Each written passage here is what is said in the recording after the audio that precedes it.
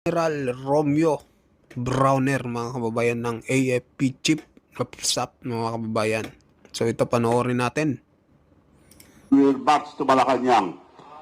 Now I'll read to you a open letter to General Browner, the head of the Armed Forces of the Philippines. Aray ko, ayan na, mga kababayan. Ito, nasabi ko na kanina, si Orly Gutesa, tinago na ni Martin Romualdez. Babalik ka rin para gamitin nila. Hala ko. So dapat yung mga Navy, ano ba siya, Navy or Marine?